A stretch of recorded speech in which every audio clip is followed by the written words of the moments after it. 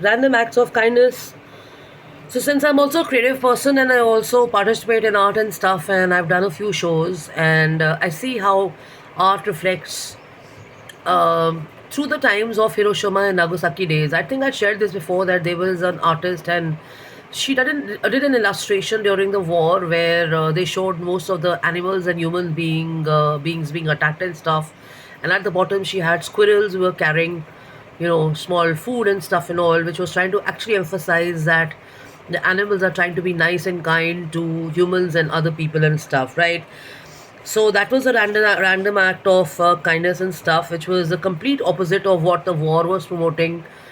And this was not about killing. This is not about hatred. This was not about dislike. This is not about negative emotions, but it was more about acceptance, more about standing up for something which was wrong, more about being a part of the warmth, the care, and the goodness and stuff.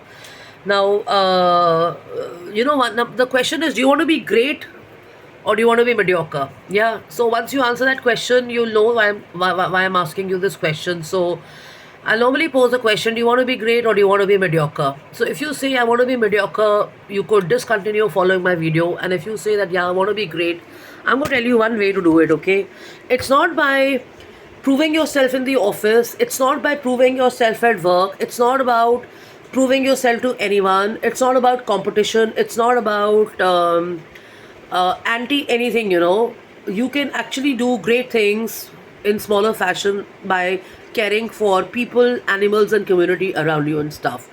The more you care for them, the more the emotion grows in you about positive emotions, compassion, and you feel so good looking at a community cat or a pet or a dog when they come and greet you and stuff. So that's joy, right?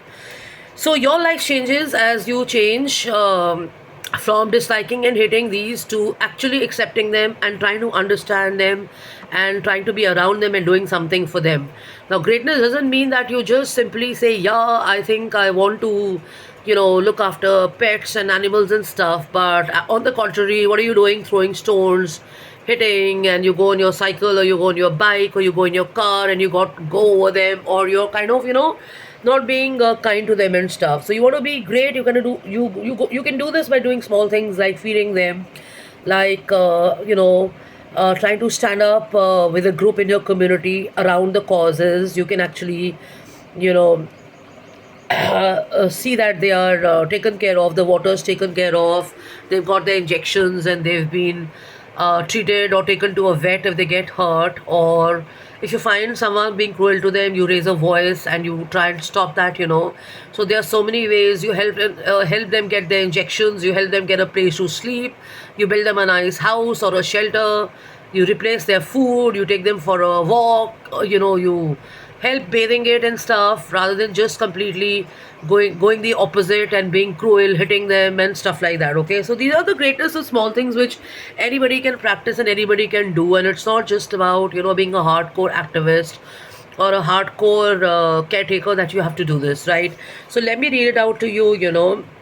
So so what are the random acts of kindness you can have around you, which can be actually a starting point, and that can actually add also the spirit of kindness and spirituality. Okay, so smile at a person in a cafeteria, give a compliment, talk nicely, and try and become friends with your colleagues, not thinking about them from a point of view what others talk about them and stuff and all. Tell someone they look really nice when their haircut is good.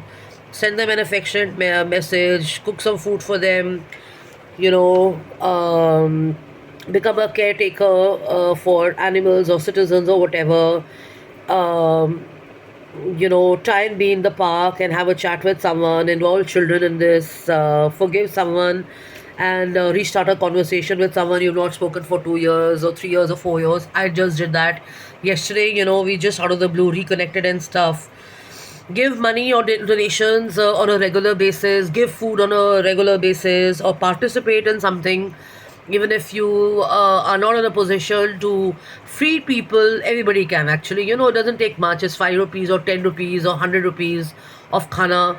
It's just that you become associated with it and you do it.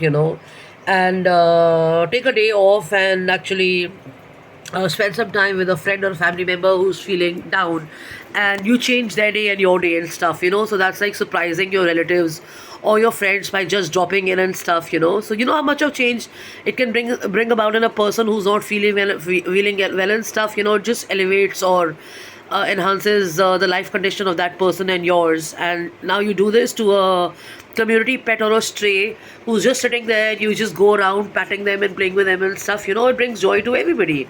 So the point is, there is certain greatness in small things and stuff. Why am I sharing this? I'm sharing this looking at these posts of pets that are being abandoned in various cities and across the world.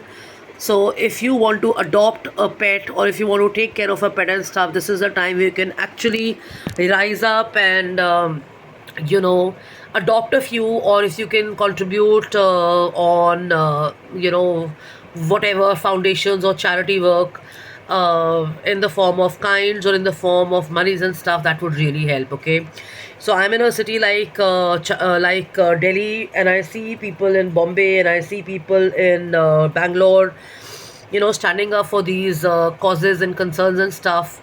So looking at yesterday's video of a talk between a foundation and our CM Rekha